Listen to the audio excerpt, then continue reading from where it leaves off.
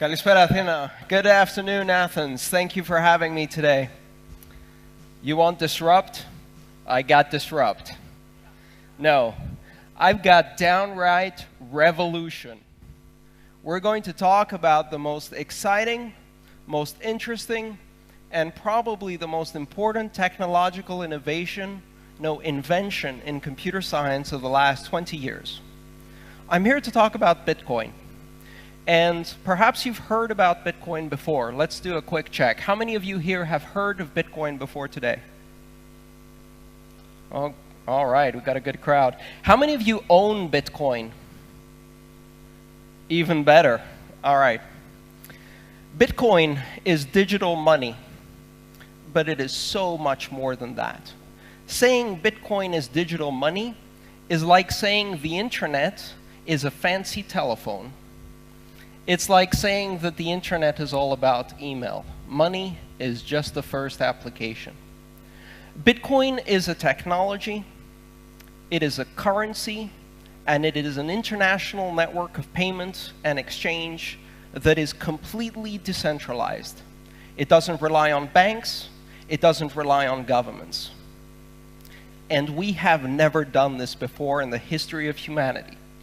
This invention is truly revolutionary, and when we look back at these moments, we will see that this is a historic moment in the evolution of computer science, but also a social and political revolution in the making.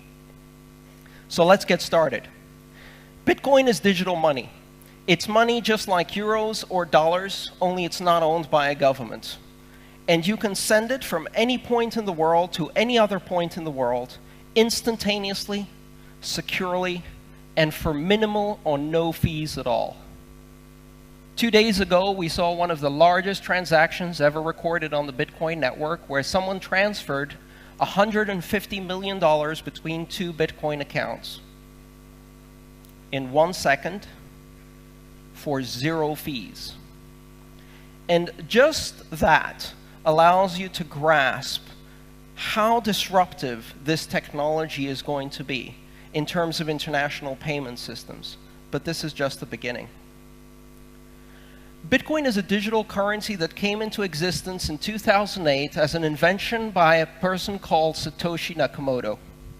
And he published a paper where he posited that he had found a way to create a decentralized network that could achieve consensus, agreement, without any central controlling authority. Now, if you have studied computer science or distributed systems, this is known as the Byzantine general's problem. It was first posited in 1975, and until 2008, it was an unsolved problem. But we immediately understood the importance of solving this problem, and Satoshi Nakamoto said, "I have solved it." And guess what happened next? Everybody laughed and ignored him and dismissed him. And he published this paper, and then 3 months later, he published software that allowed people to start building the Bitcoin network. Bitcoin is not a company. It's not an organization. It is a standard or a protocol just like TCP/IP or the internet. It's not owned by anyone. It operates by simple mathematical rules that everyone who participates in the network agrees on.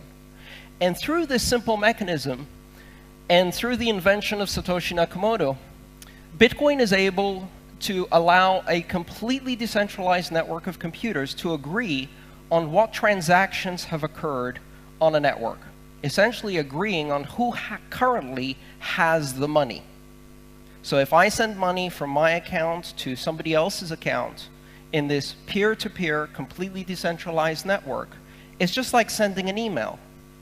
There's no one in the middle. It just goes from my computer, where the money is stored, to the recipient's computer with no intervention. And the entire network, every 10 minutes, agrees on what transactions have happened without any centralized authority, by a simple election that occurs electronically. This particular solution, this invention, is far more important than currency. Currency is just the first app. Just the first application that you can build on a distributed consensus system. Other applications include distributed fair voting, stock ownership, asset registration and notarization, and also many other applications we've never thought of before. I discovered Bitcoin for the first time in 2011, and since the internet, I have not felt this feeling of being completely overwhelmed by the possibilities that I saw. I was there at the dawn of the internet in 1991 when it was pre-commercial, and I could see that this was going to change the world, but couldn't tell everyone around me because no one believed me. And I have that exact same feeling about Bitcoin. Now, some of you may have heard of Bitcoin as a currency, as a system of money that is currently going wildly high in price one day and wildly low in price the other day. And what I'm here to tell you is to ignore the price, and to ignore Bitcoin the money, and understand Bitcoin the technology, the invention, and the network it creates. Because if we mess up the money, we'll just reboot another currency. The invention of Bitcoin, the technology that makes it possible, cannot be uninvented. And it creates the possibility for decentralized organization on a scale never before seen on this planet. And here's why it's important to me. Today in the world, approximately 1 billion people have access to banking, credit, and international finance capabilities, primarily the upper classes, the Western nations. 6.5 billion people on this planet have no connection to the world of money. They operate in cash-based societies with very little access to any international resources. They don't need banks. 2 billion of these people are already on the internet, and with a simple application download, they can immediately become participants in an international economy using an international currency that can be transmitted anywhere with no fees and no government controls, and they can connect to a world of international finance that is completely peer-to-peer. So Bitcoin is the money of the people. At its center, simple mathematical rules that everyone agrees on and no controls. The possibility of bringing 6.5 billion people into productive society by connecting them to the rest of the world is truly revolutionary. First, we're going to start affecting the payment processors, these enormous companies that make it more expensive to send money the poorer the destination country is. A situation that is exploitative and corrupt. And these organizations make enormous amounts of profits for a function that can be done in Bitcoin for free. So, as the adage of the internet once went, I just replaced your entire industry with 100 lines of Python code. And that's exactly what we're doing with Bitcoin. How can you use Bitcoin today? Simply speaking, Bitcoin can operate as a currency, and you can think of it as buying a foreign currency. You can connect to an exchange over the web, you can wire some of your euros, and then you can use those euros to buy Bitcoins at the current exchange rate. But that's not really the right way to do it, because we're entrepreneurs, right? We want to disrupt. So, the best way to do it is to find a product or service that you can offer that someone with Bitcoin wants to buy, and to start earning Bitcoin. If you think about starting up a business within an international environment, there are two primary barriers to becoming a global business. The first barrier is that it is difficult to transport products and services across borders. And with the internet, we solved that, because we can now create products and services that are virtual, that we can sell anywhere in the world. So we can deliver the product. But we still had one big problem. How do we get paid? Bitcoin solves that part. It now allows us to receive payments from anywhere in the world instantaneously. The Bitcoin network allows any individual to send an amount that is as small as 100 millionth of a Bitcoin, which in today's term is a very, very tiny amount of money. You can't do that with today's money and payment systems. Credit cards were made in the 1950s, and they were most certainly not made for an internet age. But Bitcoin is made for the internet age. So if you can suddenly send payments that are 1/100th of a euro or 1,000th of a euro, you can sell content. You can do microtransactions. You can collect payments from millions of people in tiny amounts and make them in aggregate be worth something. And on the same network where you can send 1,000th of a euro or even 1,000,000th of a euro, you can send 1,000,000,000 euros or 1,000,000,000,000 euros. And the fee will be exactly the same, because it depends on the size of the transaction in kilobytes, not the content. So let's look back at the internet and see what lessons we can learn about why Bitcoin is important. One of the most important principles on the internet is neutrality. The internet doesn't distinguish between a large organization and a small organization. It doesn't know the difference between CNN and an Egyptian blogger. And it gives the possibility for an Egyptian blogger to speak to the world with the same power of voice that CNN has. Bitcoin is neutral to sender and recipient, and also to the value of the transaction. And that means that it gives every citizen and user of Bitcoin the ability to innovate in terms of financial innovations and instruments, in terms of payment systems, and to use the currency with exactly the same facility that a bank has. You become Citibank, and you can operate on the same level as Citibank. And that is truly revolutionary. It takes a hierarchical system of international finance that up to now has achieved security by limiting access, because that is the main method of trust on our payment systems. You can't get in unless you're vetted. And it turns that on its head and creates a completely flat and decentralized network where every node is equal, where the protocol is neutral to the transactions, and it pushes innovation to the edge of the network, allowing exactly the same phenomenon we saw on the internet: innovation without permission. You don't need to ask anyone if your application can be published on the internet. You don't need to ask anyone to completely subvert a new industry with your information technology. Well, on Bitcoin, you don't need to ask anyone to invent a new financial instrument, a new payment system, a new service. You can just do it. You can just write the code, and you are now part of an international financial network that can run that code and put you in contact with millions of consumers. Now, it's still early days. We don't yet have the polished interfaces. It's difficult to use. It's used by criminals.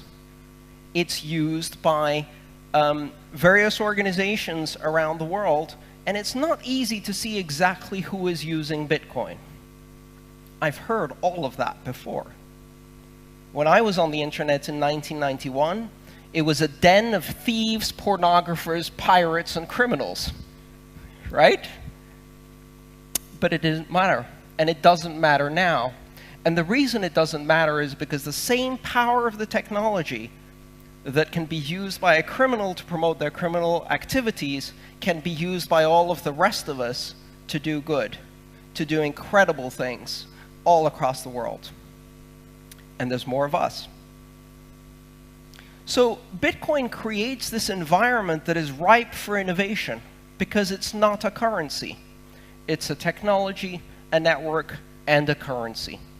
And I can tell you today I'm very happy that Bitcoin's price is climbing very high, because I own some Bitcoins and it feels kind of nice. But I don't care about the price. If Bitcoin crashed tomorrow morning, the technology is still revolutionary. Just like if a website fails on the internet or an application fails on the internet doesn't go away. So if you understand that Bitcoin is a technology and not a currency, you can truly grasp the importance it has. But again, it's not about us. It is about the other 6.5 billion. It is about the ability to bring to the world a level of financial integration that the world has never seen before. And from our perspective, it's a great technology. We can do some disruptive innovation. We can build some interesting services. But if you're a Kenyan farmer who's trying to raise money in order to buy seed, and now you could do decentralized peer-to-peer lending and reach out to lenders all across the globe, this is not a technology, right? This is truly life-changing. So understanding the impact Bitcoin has on the vast majority of the world that lives under repressive and corrupt regimes with central banks that impose hyperinflation of 30% a month, it's much more important to see how Bitcoin can affect all of those people. There are 2 billion people on the internet, and only 1 billion of them have bank accounts, and we can change that. And it's not going to be easy. Make no mistake about it. When you throw a disruptive technology into the middle of the most powerful organizations on the planet, they don't like it. And right now, we're still in the early stages. To use the trite expression, first they ignore us, then they laugh at us, then they fight us, then we win. We're still at the laughing at us stage, and that's quite all right, because by the time they get to fighting us, they've already lost. Because this technology just went global with the introduction of more than $2.5 billion from Chinese investors who discovered a counterbalance to the world domination of the global reserve currency of the US dollar. There are 193 currencies in the world, but there's only one international currency. There are 193 currencies controlled by central banks and governments, but there is only one mathematical currency today, and that's Bitcoin. And we are going to build more of them. Cryptographic currencies are going to be a mainstay of our financial future. They are going to be part of the future of this planet, because they have been invented. And it is as simple as that. You cannot uninvent that technology. You cannot turn that omelet back into eggs. So understanding that we already have more than 100 competing currencies in that space shows how quickly innovation has exploded, and even beyond Bitcoin, the currency. There are many other altcoins, alternative coins as they're known, that use the very same basic technology of a decentralized asset ledger using consensus in the network with Satoshi's algorithm in order to achieve other forms of currency. Currencies that are inflationary, currencies that are deflationary, currencies that use demurrage or negative interest rates, currencies that are charitable and redistribute a proportion of the income to charitable organizations. We can invent money non-stop and create new forms of money and the instruments. At the end of the day, Bitcoin is programmable money. And once you have programmable money, the possibilities are truly endless. We can take many of the basic concepts of our current system that depend on legal contracts, and we can convert these into algorithmic contracts, into mathematical transactions that can be enforced on the Bitcoin network. And as I said before, there is no third party. There is no counterparty. If I choose to send value from one part of the network to another part of the network, it is peer-to-peer with no one in between. And if I invent a new form of money, I can deploy it to the entire world and invite others to come and join me. And so, if you see that Bitcoin has the possibility to introduce not money for the internet, because yes, it is money for the internet. It's perfect money for the internet. It's instant, it's safe, it's free. Yes, it is money for the internet, but it's so much more. Bitcoin is the internet of money, and currency is only the first application. So if you grasp that, you can look beyond the price. You can look beyond the volatility. You can look beyond the fad and understand that at its core is a revolutionary technology that will change the world forever. Thank you. Join me in this revolution.